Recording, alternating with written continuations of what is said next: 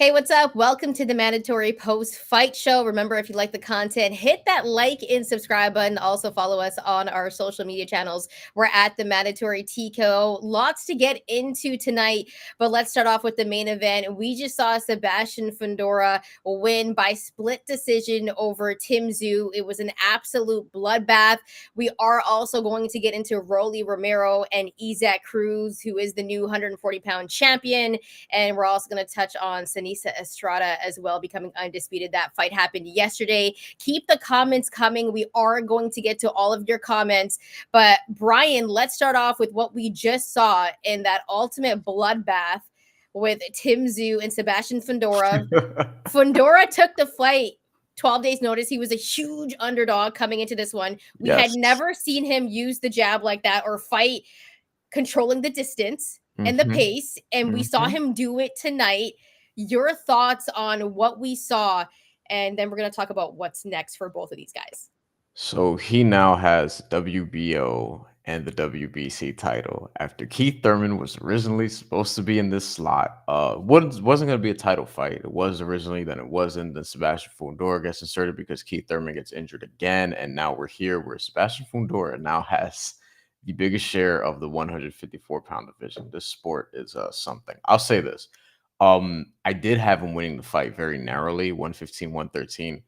The elephant in the room is that the elbow, the inadvertent elbow wasn't intentional, but the elbow to Tszyu, like his skull basically cracking open, that determined how the rest of this fight sort of went. I felt like Tszyu was going to win that fight. We both did. But I did also say that Sebastian Fundora, if he works off his jab, uses his 6'6" height, uses his 80-inch reach advantage, of which he had a big advantage over Tszyu in that department, uses those things, works off a jab, he could actually change the course of this fight. And I did say that I'd probably live bet if Sebastian Fundora was doing those things after the first couple rounds. Now I didn't because the blood, and I was kind of like, I don't know what's going to happen here. Let me just enjoy this and not bet on it. And I did. And listen, he worked off his jab. He was able to actually use the range. If there was a fight, he was going to do that. It made sense because his opponent, I'm not sure, could see because Tszyu had blood everywhere. And it was Sebastian Fundora's best performance in a while. I still think that, Tszyu probably deserves a rematch given the nature of this fight specifically. Like, I'm not someone to call for rematches very often. We'll get to another fight later on where that maybe should be possible. And no, we're not talking about Romero, Cruz, but Shantelle, I think that Sebastian Fundora is the rightful winner. I think there should be a rematch because of the nature of this fight, and respect to both dudes because listen, all that blood, like a lot of people are not overcoming that and finishing a fight. So massive I thought we respect to were them as well. watching a fight in the octagon for a minute. I haven't seen an ugly gash like that since Tyson Fury fought Otto Wallin, and he had that nasty gash right above his eye, ended up winning that fight. But this was a fight where I did have Tszyu winning rounds 10 and 12. So I had it 115, 113 as well for Sebastian Fundora. And before that cut happened, though, you could see Tszyu was in a rhythm. And he was, when he hit Sebastian Fundora, you saw Fundora's head go back. He was killing it. The cut changed the entirety of the whole entire fight. And you got to give props to a guy like Tszyu because he wasn't supposed to fight Sebastian Fundora to begin with. He's coming all the way from Australia, and he fought the whole entire fight, wiping blood from his face and his eyes and then throwing jabs. I do want to say, though, I do owe an apology to Sebastian Fundora because in the preview for this fight, I've been so frustrated with how he fights because usually you're seeing him fight like a guy that's 5'2" fighting in a phone booth. But what he did tonight is what I've always wanted to see Sebastian Fundora do, use the jab, which he did perfectly. He started controlling the fight with his jab. He was landing, and he used his distance finally. So Sebastian Fundora really earned this one. And listen, we can sit here and be like, well, if Tszyu didn't have this cut, he would have won. But the fact of the matter is, I think we got to give props where it's due, and we have to give Sebastian Fundora his props. He earned that one tonight. He was bleeding too. His nose was bleeding like crazy. So a really, really good performance for him.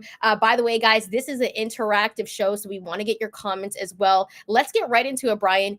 What's next for Sebastian Fundora? We saw Errol Spence Jr. roll into the ring, and is he the matchup for Sebastian Fundora next, or do you think we're maybe going to get a rematch, hopefully, or Terrence Bud Crawford? Errol Spence was in the ring, so that's probably the answer. Somehow he jumps the line because we had heard that all of a sudden Terrence Crawford gets super champion status via the WBO because boxing is going to boxing, and that makes him the #1 contender for presumably the winner of this fight because he can then go up with no problem and cut the line and challenge whoever has the WBO title in the weight class above. That being now Sebastian Fundora, previously Tszyu. So we thought we were looking at Tszyu versus Terrence Crawford. And then somehow it gets reported this week that Errol Spence may be in line for this shot. Let's also remember that he was WBC welterweight champion for quite some time. So let's remember that. And it doesn't look like he's going to have a rematch with Terrence Crawford anytime soon. So one of them dudes should probably fight Sebastian Fundora next. I think that's probably the big fight. Again, I do think that Tszyu probably deserves a rematch in all this, but if Errol Spence is involved, you want the money fight with Errol Spence over a rematch with Tszyu, especially if you compromised Tszyu anyway and took the titles to begin with. I think if you're Sebastian Fundora, yes, you'd rather fight Errol Spence as opposed to Terrence Crawford. I would probably say, yeah, we probably shouldn't reward a guy who was knocked out and then give him a title match in his next fight. But we just saw Sebastian Fundora win a title under that same scenario. So why not Errol Spence if that's going to be the case? And oh, by the way, dude who knocked out Sebastian Fundora, that being Bryan Mendoza, had a fight on this card. Wasn't even on the main card. Lost a wide decision. So it doesn't look like he's going to be in the fold anytime soon. So if it's not Errol Spence or Terrence Crawford, and let's say it's Errol Spence because he was actually in the ring and confronted Sebastian Fundora, who is it in the 154-pound division that's more of an interesting challenger? It's nobody. You know what? Here on the show, on the Mandatory, if you donate, we go straight to your comment. So I want to say sorry right now to Tyrone the Great because Bryan was he wouldn't stop talking. And I was about to tell him to please be quiet. So here at the Mandatory, if you donate, we go straight to your comment. Yes. So Tyrone the Great, by the way, front of the show, thank you for joining us again tonight. You're always kicking it with us on these post-fight shows. He says, I was expecting Fundora to win, but not in that fashion. I was expecting a unanimous decision, but all in all, Insight Fight Fundora used his reach. I think Tim deserves a rematch, but of the last minute change, Bloodsport. You know what? I didn't get to who I think should be next, but I do think that there should be a rematch. We have an update on the Terrence Crawford front because he actually tweeted about Errol Spence. What did he say? Saw this. He says, sorry, buddy, you got to wait in line, sir. And he tagged Errol Spence. And then he also said, you look like a linebacker, my guy. Which I found hilarious. But anyway. If I'm going to keep it real, I'd rather see Bud and Tszyu. I think that's the better fight. And I'm not saying that Bud shouldn't get... Tszyu? Bud and Tszyu is a banger. Like, I'm sorry, Bud's gonna knock out Fundora. Like, I'm sorry. Like, I just gave Fundora his props. He fought great. Finally fought the way I wanted him to fight. Yes, but I still, but I think we all know that if Tszyu didn't have his face covered in blood, this would have gone completely different. Let's just keep it real here, right? So for me, I've been saying this for a while. When we found out that Bud was going to move up to 154 right away, Bryan, and this is documented in some of our old episodes, I said, I want Bud and Tszyu because that's the most interesting fight to make at 154. The problem is Tszyu doesn't have a title, so I don't think that fight is as interesting now. Not that Terrence Crawford only cares about titles at this point. He cares about money fights, and this becomes less of a money fight because he doesn't have the titles and because he lost this fight. So I still think Terrence Crawford's best money bet is Boots Ennis. Like, fight Jerome Boots Ennis, but no one wants to fight Boots. Nobody wants to fight him. He doesn't seem to want to do that. Let's actually get to some comments here before we get to the co-feature because we got a bunch on this. Let's go to Jesus. Shout out to you. You say Fundora versus Spence and Tim versus Crawford, which is basically what you're saying. I disagree with you both because I have no reason to watch Tszyu fight Terrence Crawford now. Like, I have no reason to watch it unless they have a rematch. Tszyu beats Sebastian Fundora, and then we can see that. But I don't know what's in it for Terrence Crawford at this point to fight Tszyu over. I still think he can make tons of money for it, though. because I I guess still I think think he can make more money fighting Boots Ennis. Bruh, just take a look at these numbers right now. 190 on our post-fight show. Tszyu brings those international numbers. Like, let's keep it real here. Why not And Sebastian? That's not Sebastian Fundora. Sebastian Fundora I actually don't won think the so. fight. I don't think so. I don't think so. I don't know that many The people people. can tell And us, but I have a lot of fam in Australia, and I know that Tszyu's making his name out there. Sebastian Fundora, it's like you love or hate him, right? You're a cult fan of Sebastian Fundora, or you're Yeah. not. Let's get to Mateo. Mateo says, "Don't want to hear about Arrow anymore until he tries to reclaim his honor against Bud." I'm not mad at that. I'm not But mad at that I either. don't really want to see him against Bud anymore, though. I don't. Yeah, me neither. I Okay, I agree feel with like it's gonna go the exact same way. Yeah, I'll You watch know, him against Fundora, although that's not a layup for anybody. Like I'm actually, I have to think about where I'm gonna go in that fight. I might land with Spence, but he didn't look great. I think I might bet on. I think I might bet on Fundora, man. Spence has been through a Listen, lot physically. eye You know, surgery is no joke. a Also, car accident, getting dropped 4 times in a fight with Bud, the stoppage. Like Spence would have to have a really good performance against Fundora, or I'd be like, dude, you might have to hang up the gloves. agreed. Podcast. The WBO will hold Bud down. Trust me, that's the game within the game. That's what I'm sort of getting at. I feel. Listen, somebody's gonna hold somebody down. Somebody's gonna give somebody a favor. That's kind of where I'm at. Wait, hold on. Jesus is coming at me after we Shantelle, Shantelle, you are you're wrong. wrong. Fundora wins with or no cut on Tim. I gotta disagree with you, I but you know what? don't know about that, but all right. We could play what ifs all the time. That's true. Yes. And the fact of the matter is that Fundora won and he had a great performance, the best performance of his career. So you know what, Jesus, I'll give that to you, because we could sit here and be like, what if the Golden State Warriors were healthy against the Toronto Raptors? They would have won. Yeah. I say that all the time, and Canadians get real mad. Go feature, because this was very interesting too. Isaac Cruz stops Rolly Romero, who we must be a cursed show because we had Rolly Romero on the show. He gets knocked out. We had Elijah Garcia on the show. He doesn't even fight because he gets sick. But we got all of our picks right except for the main event, but we got this one right. We both had Isaac Cruz stopping Rolly Romero. No, I didn't. I took Rolly. Do you remember? Oh, I was shit. like, I didn't take Isaac Cruz. I was like, yo, I No, think Rolly has a chance. I was going back. It was a tough one to bet on, but Isaac Cruz, like, he still can't cut off the ring. Let's be real here. I think he could have stopped Rolly earlier, but he didn't know how to cut off the ring. But nonetheless, he gets the victory. He's a 140-pound champ, and he had a great performance against Rolly. And I think for Rolly, I think a lot of people were kind of mad at how he was fighting, but that's how you're supposed to fight against a guy like Pitbull Cruz that's just going to come forward. Mm-hmm. He's just going to try to box you and pressure you. He's a pressure fighter that doesn't know how to cut off the ring. So if I'm Rolly, I'm using lateral movement, but I'm hoping to get some punches off. I think if he was better at cutting off the ring, he'd stop this sooner. He probably also would have stopped Tszyu Cabrera. He was following Rolly around, not sort of cutting off his angles, is what we mean by that for people who are casuals or whatever the case may be. And thank you for watching also, first and foremost. But yeah, like Rolly was he was boxing, or trying to at least, and really trying to create some movement and make Isaac Cruz sort of work for the shots.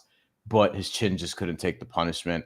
I actually thought that he was going to get dropped sooner. It was remarkable that he technically didn't get dropped at all in the fight, although the ropes kept him up toward the end.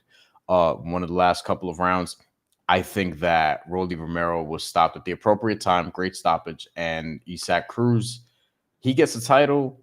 We had a comment here. I want to see, it was Tyrone the Great who contributed earlier. Remember, donations, you get read right away. So please make sure you do that. Give me Subriel Matias versus Isaac Cruz. I thought the same thing. Now, technically on different sides of the street, but maybe they can come together and make this happen, because Subriel Mexico versus Puerto Rico? Yeah. Sign me up. Inject it into my veins. Yeah, I still think we are running the risk of building Isaac Cruz up into something that he's not. He's not totally. Like, he's a monster. He's a knockout artist, but I think people think he's unbeatable because of how he pushed Tank, despite the fact that Tank beat him, as many would say, with one hand. Struggled against Tszyu Cabrera. And then he also has a couple of losses on his record. He also has a favorable decision on his record from not that long ago. Like Isaac Cruz is a monster, but like Subriel Matias would be a tough matchup in this division. Um, Teofimo Lopez, who is also champion in this division. I don't think they're going to fight, but wait, hold up. There was a guy that we had on the show, Arnold Barbosa Jr., that tweeted, "I would love to face Pitbull next." And he added Golden Boy Boxing. Now that's a fight I could be down for. You know what I mean? And it has all of the storylines as well, because you got Pitbull Cruz from Mexico, and then you got the Mexican American from the LA area in Arnold Barbosa Jr. And I think that's a great fight actually to make. And personally, if I'm going to make a pick right now, I got to roll with my boy Arnold. I think Arnold's underrated, and I still want him and Jose Ramirez to fight, because I'm like, where has Jose Ramirez been? I still think that's a fight they can do in Fresno and it'd be massive. But listen, if Arnold needs a title shot, I think not a bad fight. It's not a bad fight. I think Ryan Garcia also, I understand taking a Devin Haney fight, but could have probably beat Rolly Romero. I think Rolly actually would have been a dangerous fight for Ryan Garcia because he would have been a different type of challenge, but more of an even fight. But if Ryan Garcia takes that fight, I think most people would have projected him to win. I probably would have at the end of the day. Ryan Garcia wins that fight, gets the title. It doesn't have to do the Devin Haney thing, whereas I think he's going to get absolutely schooled in about 3 weeks or so. So I think Ryan Garcia messed up by taking the Devin Haney fight, though he'll probably get more money for that.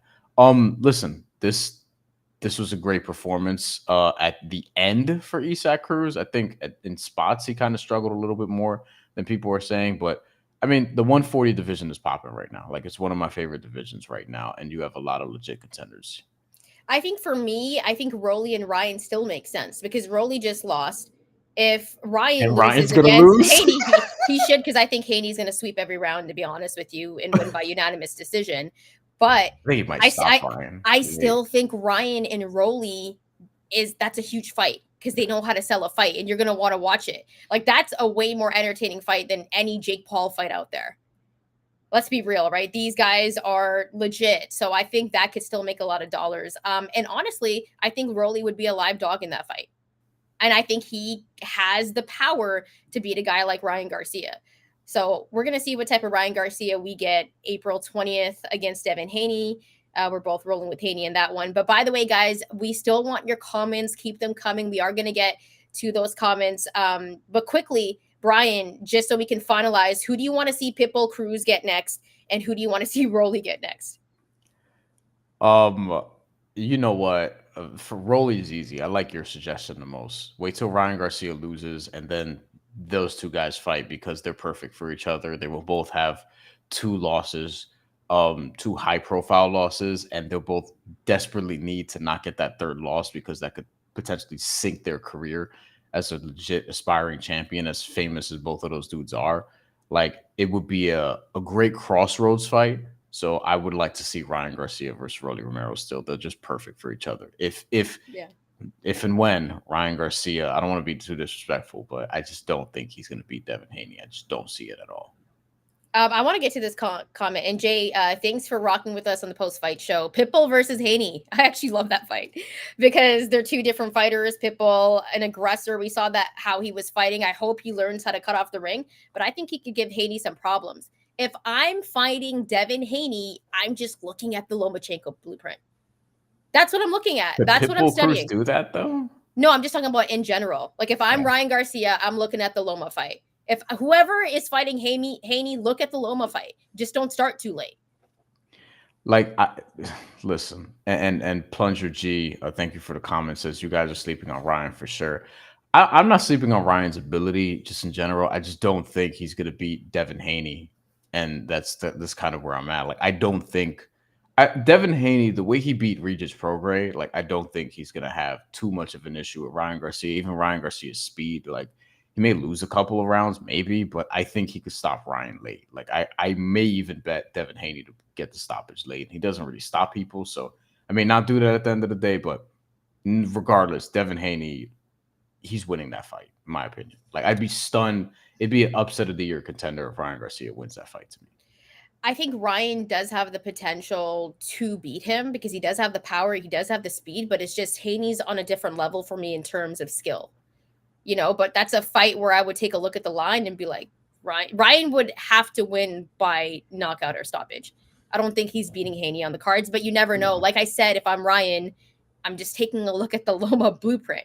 Like I'm watching that fight over and over, right? But not everyone can fight like Lomachenko or has that great footwork.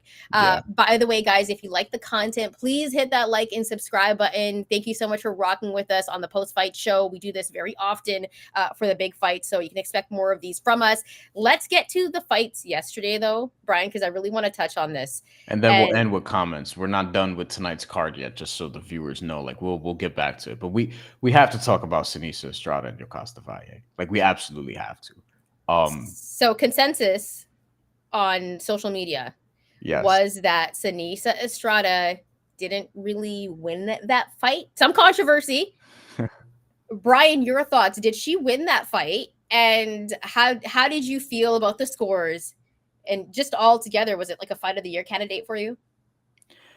Gilberto Ramirez just won, as somebody mentioned in the comments. So he is now a cruiserweight champion. So shout out to Gilberto Ramirez. Listen, what I said before the fight, it's literally everything I said was gonna happen happened. So I don't want to like toot my own, but like I just saw this coming, where the fight appeared very close. I was surprised that Mark Kriegel had it 97-93 and was like convinced that Sinisa Estrada really won that fight. To me, it was a draw. But the reason I bet on Sinisa Estrada by decision is because she was going to get the decision. ESPN, top rank, Yokasta Valle coming in from Costa Rica, slight underdog. Promotionally, she's with Golden Boy, which is not on ESPN. That was the last fight on her deal, according to Sinisa Estrada. Like, politically, she would have had to dominate that fight to maybe squeeze out a split decision, to maybe do that. And ultimately, the fight was too close. And I think I even texted you, Shantelle. I was like, Sinisa's going to win this fight like 97-93 on at least two cards. Even though we both had it at a draw 5-5 both ways. I thought Yokasta Valle did some good things in that fight. She was getting tagged. I think the ESPN broadcast, which I generally like, gave Sinisa Estrada a little too much credit for her defense. She was still getting popped. Okay. Like she was doing some things defensively that looked cool. She was still getting hit. She would recover, reposition. Yokasta Valle would tag her. I thought her corner was excellent. I thought she was giving her sound advice because Sinisa Estrada was switching southpaw and Yokasta Valle was actually being told, hey, 2-3-2, don't worry about the jab. That started working out, particularly in the middle rounds. I think Yokasta Valle didn't get a fair shake. Wasn't surprised by that. I'd love to see a rematch. Not expecting to get one. And I think she should sign with Top Rank and try to get a rematch. Like, actually, like, if your contract is up with Golden Boy, like, why not make that the move, and pursue the rematch? Because I think in a different setting, maybe she gets a fair shake, but who knows? So the one thing that I didn't like was Valle's team saying that the headbutt was intentional. You can't ever really prove that. So I didn't like that factor of it, but I did have it scored a draw 114-114. And for Valle to win, she would have had to dominate, like Bryan said, and she didn't. I knew Sinisa was going to win by decision. Like, just right away, I knew the way Top Rank pushes her. Like, we get this in boxing. I don't think she lost the fight. I just don't think she didn't win it either. You know what I mean? I thought Valle did some really good things in that fight, but the broadcast, and I love the ESPN Top Rank broadcast, but I'm saying this as someone that's an international viewer. This is what international fans get mad about for American broadcasts, because that was a very biased American broadcast for Sinisa Estrada, because at the same time she was doing pretty cool things defensively, but like Bryan says, she was getting popped. And then when Valle was countering, they weren't even talking about it. They were not talking about it. And I'm like, as someone that's watching this, I'm like, now I understand when international viewers get so mad at Canadian and American broadcasts, because they can be extremely biased. So I thought it was a little bit biased. I'm not going to lie. I would hope that Valle would get a rematch, and I would love if they would do it in Costa Rica. Sinisa would never do that for obvious reasons. So it's one of those things where shout out to Seniesa Estrada, undisputed at 105. I don't know who else would beat her. I don't think anyone else will. So she's sitting pretty right now. And listen, she's going to be one of the faces in the sport that gets marketed. And that's just what it's going to be. So I was kind of, I feel really bad for Yokasta. Like I was genuinely upset after watching that fight because I was, and Bryan knows, like I We was, saw it coming. We saw yeah. a couple comments here because IMPK says Estrada 7-3 easy. What fight were you guys watching? I saw the one on ESPN, IMPK 13. Like I didn't see a 7-3 Seniesa Estrada fight. Again, She got commentary. booed for a reason. Like, let's get to this one, Hustle Man, right? This is the Didn't like second the booing. straight. This is the second straight time she gets booed after a decision that a Marlon lot of people Esparza. thought could have been a draw. Because in her last fight, where again the punch stats were very similar, and round by round it looked like an even fight, 97-93 all three ways. It was the exact same thing as this. Hustle Man says Bryan wanted Estrada to lose. No, I did not. I bet on her to win the fight. Like my money was on her winning the fight because I knew the politics of what was going to happen. So like I wasn't surprised by that at all. Jay says Estrada was showboating, but switching didn't effective, or I guess wasn't effective is probably what you meant to say. I think the switching worked in the first round, and then Yokasta was able to figure out some things, figure out how to pressure without getting swarmed, and make the fight at a different range. And Astrid, who has strong opinions on this, he said it should have been a draw. And yeah, I agree with that. Supporter of boxing, an off-topic question. What do y'all think of Nicholas Walter's performance on Pro Box TV? Thank you for Pro Box TV. Thank you for reminding me to watch that. I actually have to watch that tomorrow. But I did hear Nicholas Walters was back, and I was very excited about that because it reminds me of when HBO Boxing was pushing the Axeman as one of the futures champions of the featherweight division, and he was really, really good at his peak until he left for quite some time. Hustle Man says Estrada won that fight pretty easy. To me, that's not like a fight that close is never easy. If you have Seniesa Estrada winning 6-4, fine. I don't think there's an argument either way for it being an easy fight. I also think that the issue really stems from there's not enough time in these fights. Like, we want equality, right? The women should be fighting 12 3-minute rounds like the men do. They can handle it. WBC, like they can take it. They can do I'll this. even say, no, yeah. I'll even say 3-minute rounds for 10 rounds. Like I just want the 3 minutes. You know what I mean? There's two things that I hate: airport security and 2-minute rounds in women's boxing. Those two things I hate with a passion. I'm telling you, I get pulled every time into airport security. I have no idea why. I have no idea why it happens to me all the time. Anyways, that's not the point though. The point here is if they could fight for 3 minutes a round, and I think even for 10 rounds, it would make a difference. I think we would see more stoppages. So hopefully that changes in time. But look, I don't know anyone that's going to beat Seniesa at 105.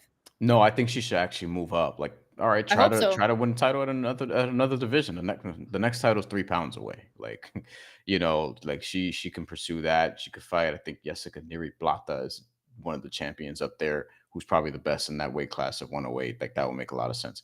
Any other performances? Because somebody said performance in the comments. Any other comments before we get out of here on anything we saw tonight or last night? Tonight was also interesting because Arislandi Lara, my boy, one of my favorites, comes back, starts as Michael Zarafa. Please get him a big fight before he retires. Like, this dude is 41 years old. Well, him and Danny Garcia, I think, is a big money fight.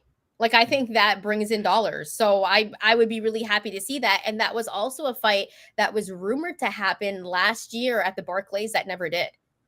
Believe me, I remember that, and I was pissed that it didn't happen. So hopefully, because Barclays Center is getting the first fight in a year and a half with Devin Haney, Ryan Garcia. Hopefully, we get Lara versus Danny Garcia.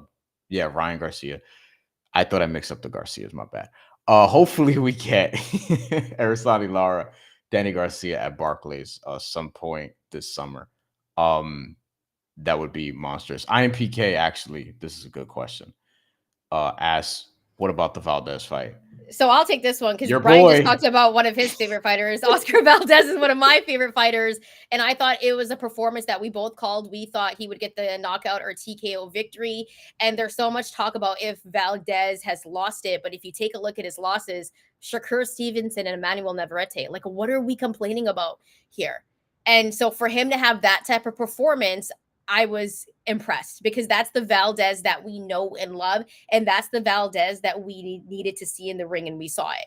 So all in all, I was really satisfied with his fight. What about you, Bryan? What were your thoughts on it? All the same thoughts. The bet that we had for him to get the stoppage was as high as plus 260 shortly before the opening bell, which was shocking to me that the books actually leaned Valdez by decision. It was his first knockout Crazy. in 3 years or so. And also just the scene after with him and Liam Wilson talking and walking off or whatever. Like, I'm not somebody who gets all like fuzzy over sportsmanship, but that was really I cool to am. see. I was like, no, I love that stuff. So when Valdez was doing it, I was like, I love it too. love him so much. But Like, what I'm I'm saying is such a like fan. I'm not somebody who's like I don't care about sportsmanship, whether it's there or it's not. If it's there, great. If it's not, don't care, right? Like it's not something that affects me. I think it's overrated in a lot of instances, particularly in certain parts of America. But I think in this instance last night, it was great. And Oscar Valdez really propping up Liam Wilson, who I thought gave Oscar Valdez a run. Like, it was a legit challenge, and I do hope we actually see Liam Wilson again, because while he does have 3 losses on his record, I think he could give some dudes some problems. I do have a question for you because there's so much conversation about what's next for Oscar Valdez. And some people I saw on social media, Twitter X, however you want to call it these days. Twitter. Yeah, I still call it Twitter. We're old, Yeah, me though. too. So it's kind of one of those things. And IMPK13, I see your comment. We are going to get to it. I want to get to that. That's a good one. Our boy IMPK13, friend of the show. What's next for Oscar Valdez? Because I feel like, and I know people are going to hate on me when I say this, I think he could beat O'Shaquie Foster.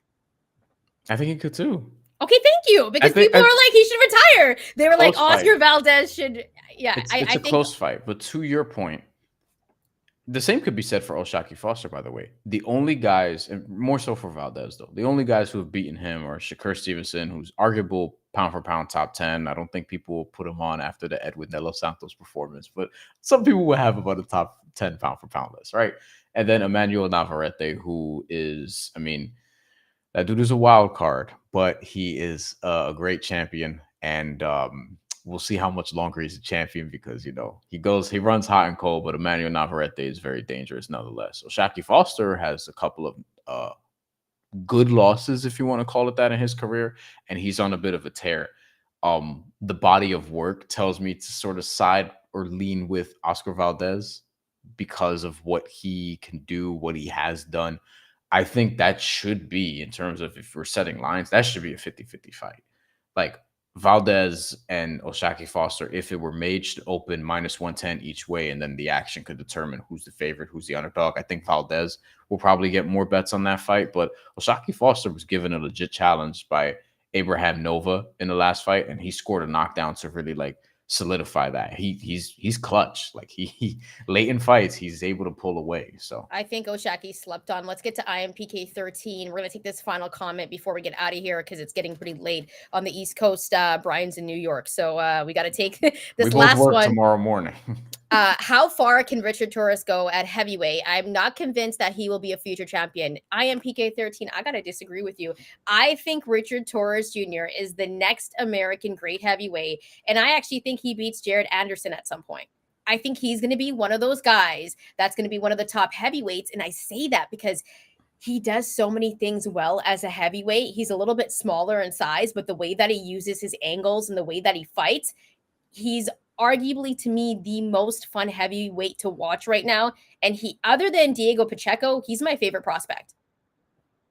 He's probably my favorite prospect too at this point. In terms of the legit prospects, like guys who are, we'll call it 10 wins or less in their career, because sometimes prospects could be like Brandon Lee is not a prospect anymore. Okay, he's almost 30-0 at this point. Like, I was really hype on Brandon Lee, though. I'm not gonna lie, I was excited for him.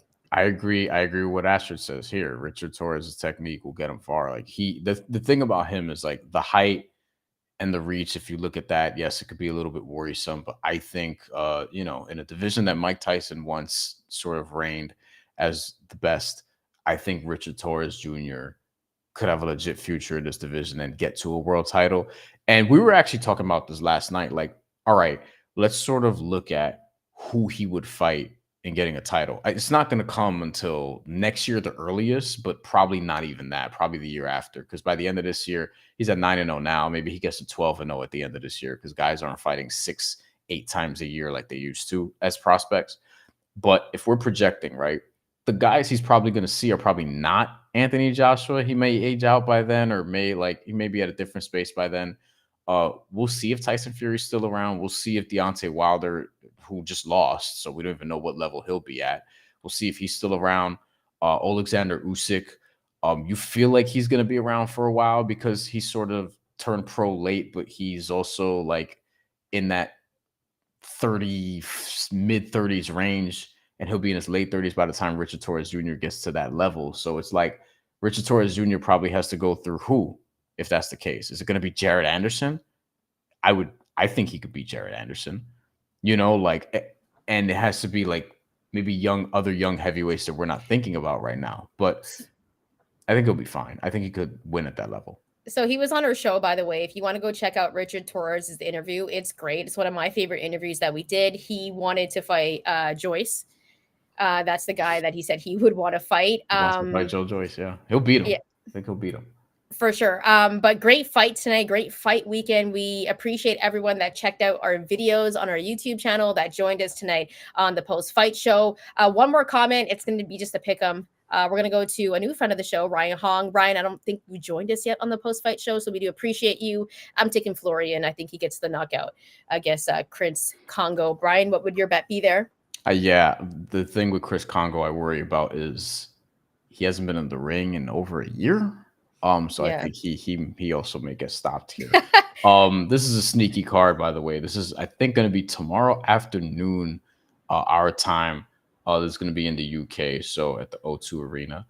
And yeah, I like Chris Congo, but the inactivity sort of worries me in that fight. He didn't look very good in his last fight, I thought. That's also true, yeah. You know what I mean? Florian got power too. So yes. We just want to say thank you so much for everyone that rocked with us tonight, that joined us on the post-fight show. We do appreciate you. We're going to have more of these coming up this year for big fights. If you want us to do like some nerdy fights as well, always drop some comments. Richardson Hitchens next week. Nah, yeah, we're not doing that though, because I gotta watch WrestleMania, bro. I think I'll be on the road anyway, so I won't be able to, because I'll be traveling for work. But nonetheless, we appreciate you joining us here on the Mandatory for the post-fight show. Thank you for all the comments. If you're watching this after the live, when it's been posted, leave some comments. We will get to them. We're a little bit slow sometimes on the comments, but I'm going to get to some of those comments that you guys are leaving. Also, big shout out to Tyrone, the great friend of the show, donated. We do appreciate you. Anytime you leave a donation, it does mean a lot to us. So thank you so much. Hope you enjoyed the fights this weekend. We'll have some more content coming for you this upcoming week. And Brian, I'll let you have the final words before we get up and out of here. And we may get back to doing some lives during the week. So not just post-fight lives, but also some lives during the week on some of the topical stuff that may happen in the sport, and also maybe some betting lives. We might do that as well during the week, but we'll alert the YouTube subscribers if that's going to be the case.